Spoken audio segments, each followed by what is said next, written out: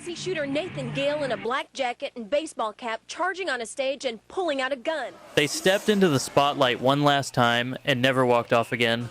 These are 10 rock musicians whose final moments happened on stage in front of the fans who loved them. No warning and no final goodbye. Just the music and then silence.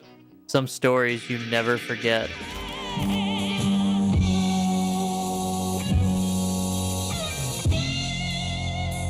Start in 1972, and with a story that still sends a chill down your spine more than 50 years later. On May 3rd, guitarist Les Harvey took the stage with his band Stone the Crows at the top-ranked venue in Swansea, Wales. As he reached for the microphone, a massive surge of electricity shot through his body. The mic hadn't been properly grounded. In front of a horrified audience and his own bandmates, Les Harvey was electrocuted on stage. He was just 27 years old.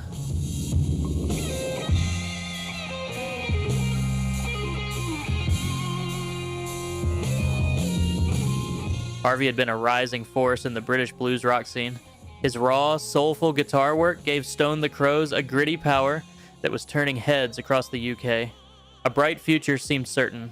His death directly led to major reforms in live performance safety standards, changes that have protected countless musicians ever since. A terrible price to pay for progress nobody asked for.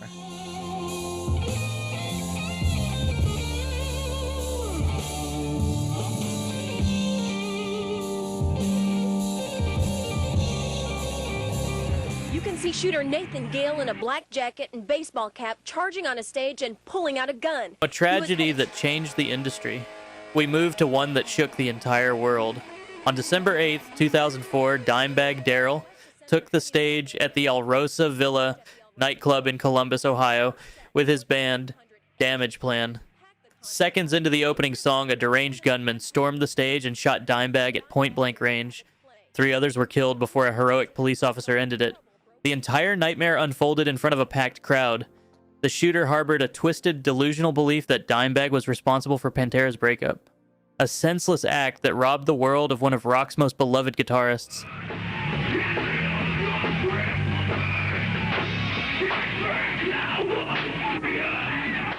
As the face-melting shredder behind Pantera, Dimebag helped define an era of groove metal. His playing was brutal, precise, and utterly unique. December 8th was already a dark day in rock history. The death of Dimebag Darrell made it almost unbearable.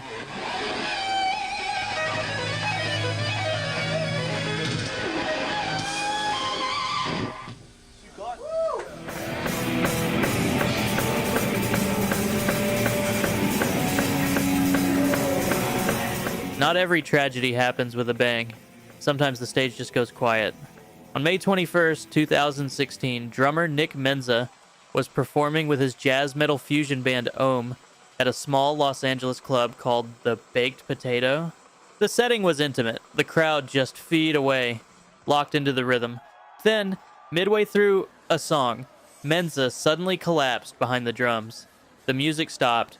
He never got up. He was pronounced dead shortly after from heart failure.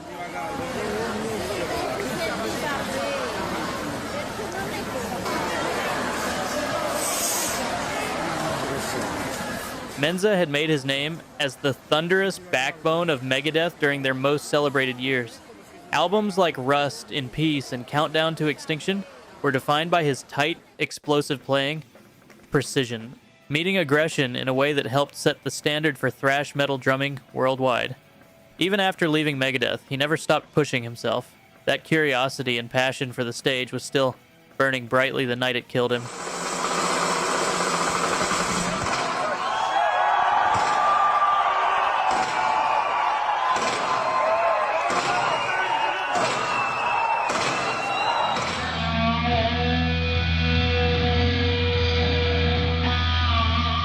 And Nick Menza wasn't the only metal guitarist, taken far too soon in front of a live crowd.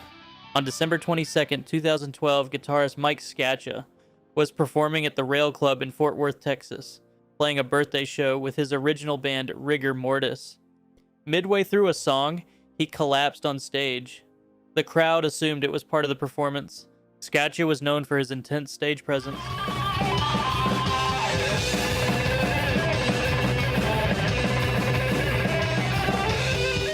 But the music stopped and he never got back up. A fatal heart attack. He was just 47 years old. Scaccia was best known for his work with Industrial Metal Pioneers Ministry, where his lightning-fast tremolo picking became a signature part of their ferocious sound. Offstage, Mike was known as humble, generous, and deeply dedicated to his craft. His final moments were spent exactly where he belonged, on stage with lifelong friends, surrounded by music he loved.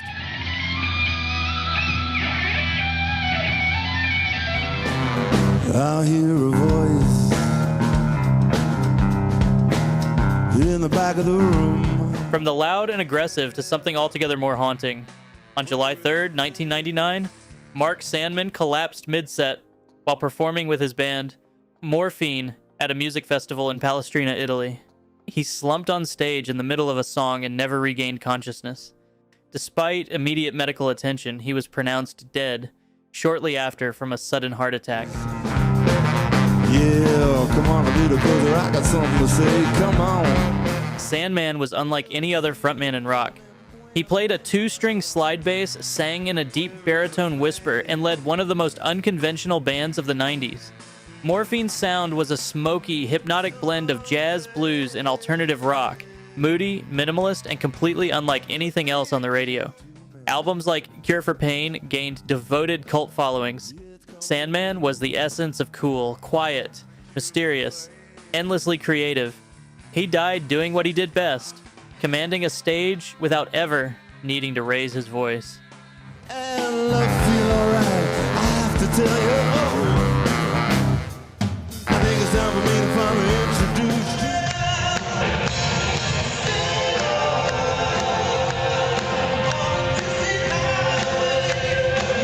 Some musicians simply never stop.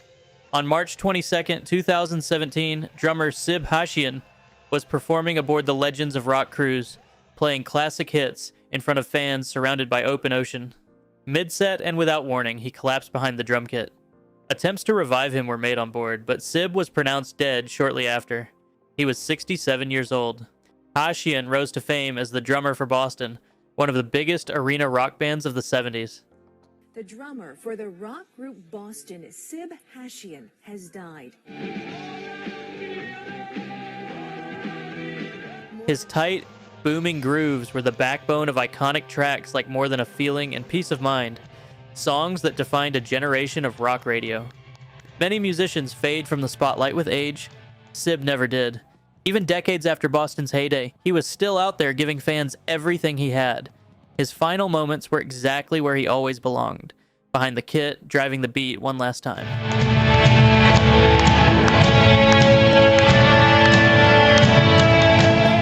Come on now, to the Pharaoh's kitchen.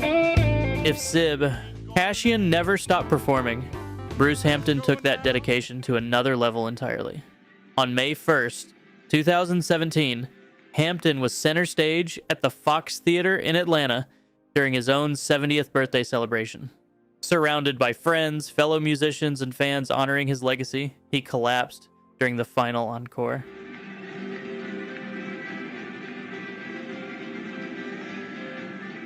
Many assumed it was one of his famous eccentric bits. Hampton was known for surreal, unpredictable stage behavior, but as he remained motionless, the truth set in. He died shortly after being carried off stage. Hampton was a cult hero in the jam band world, a founding figure of the Aquarium Rescue Unit and a mentor to generations of Southern musicians. His music was strange, brilliant, and fiercely improvisational. The concert was meant to honor his life. It unknowingly became his farewell. He took his final breath under the spotlight, surrounded by music, laughter, and the people who loved him most. You got to know, gotta hide you home.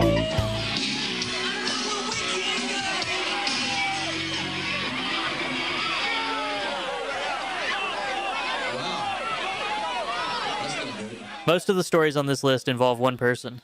This next one took 100 lives in a single night. On February 20th, 2003, Great White took the stage at the Station nightclub in West Warwick, Rhode Island. Seconds into their set, a pyrotechnic effect ignited the soundproofing foam on the walls and ceiling. The flames spread with terrifying speed. Panic overtook the venue. Within minutes, the building was engulfed. Guitarist Ty Longley never made it out. Some witnesses reported he had escaped, but turned back, possibly to help others. I called them. I called them. Tammy, listen to me. Possibly to retrieve his gear. Nobody knows for certain. What is known is that he was among the 100 people who lost their lives that night in one of the deadliest nightclub fires in American history. He showed up that night to give fans a great show. The tragedy that followed was unimaginable. He deserved a very different ending to his story.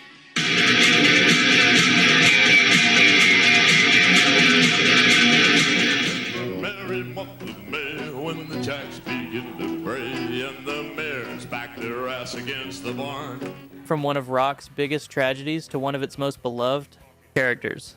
On November 8th, 1995, Country Dick Montana was behind the drum kit at the Longhorn Saloon in Whistler, British Columbia, playing a sold-out show with his band The Beat Farmers.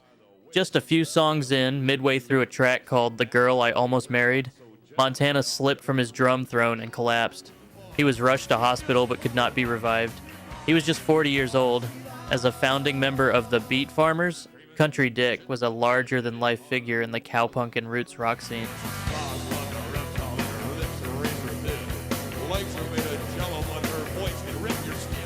Part drummer, part frontman, part chaos agent, famous for spraying fans with beer and turning every show into something gloriously unpredictable.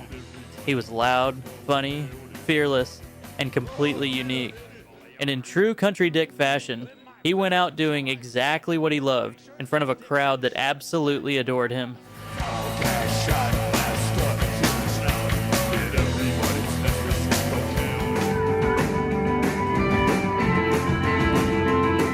Let's close with perhaps the most heartbreaking story on this list, because Devon Clifford was only 30 years old.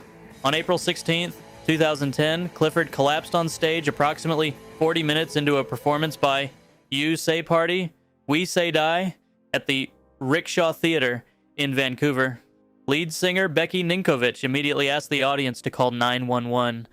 Paramedics rushed him to hospital, where emergency neurosurgery was performed.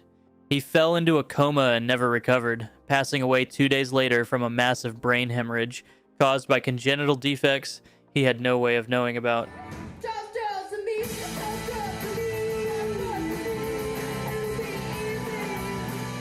You Say Party, We Say Die were a high-energy dance punk band with a passionate following across Canada and beyond. Clifford was the rhythmic heartbeat of the group, someone for whom music meant absolutely everything. Out of respect for his memory, the band permanently dropped the words, We Say Die, from their name.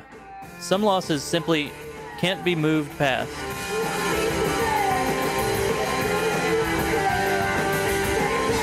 These 10 musicians gave everything to their craft, and ultimately gave their lives for it.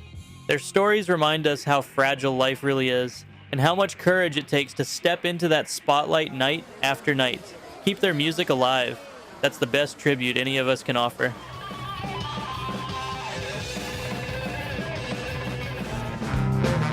Yeah, come on, little brother, I got something to say. Come on.